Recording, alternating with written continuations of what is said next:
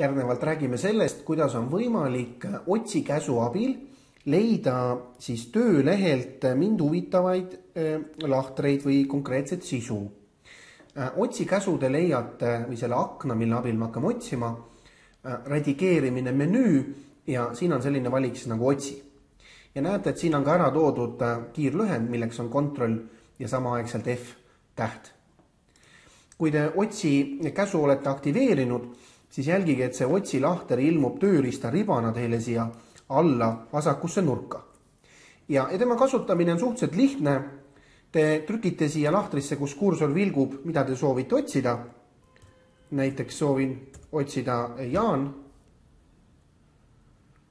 Ja seejärel klõpsan siis kas otsi järgmine või otsi eelmine.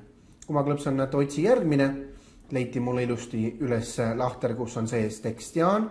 Klõpsan veel kord, leiti järgmine lahter, kus on Jaan ja klõpsan veel kord. Küsitakse, kas otsime algusest lõpuni kogu selle töölehe läbi. Ma ütlen jah. Ja nüüd on siis näha ka, et juba hakkas kordama. Ehk siis esimene uuesti, see teine ja rohkem ei olegi. Nii et antud juhul mõlemad lahtrid, kus oli soovitud tekst, mida ma tahtsin leida, ongi leitud.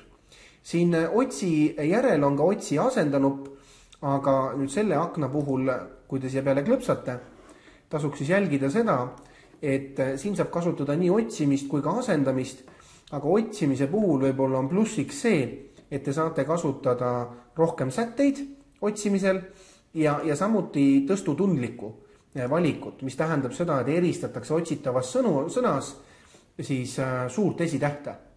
Ja kui ma nüüd hakkan otsima sellise märkega tõstutundlik nime Jaan, siis juhul kui nüüd mõnes lahtris ongi Jaani nimi, aga kui ta on väikse J-tähega, siis teda ei leita.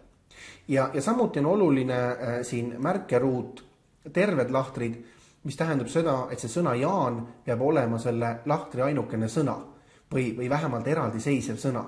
Et ta ei tohi olla siis nii-öelda mingisuguse sõna tüvi.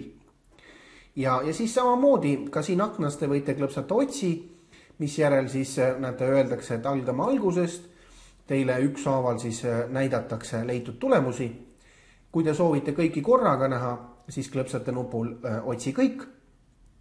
Ja tulemus on see, näete, kui ma akna kinni panen ja siin tabelis kerin, siis need Jaani nimelised lahtrid on selekteeritud.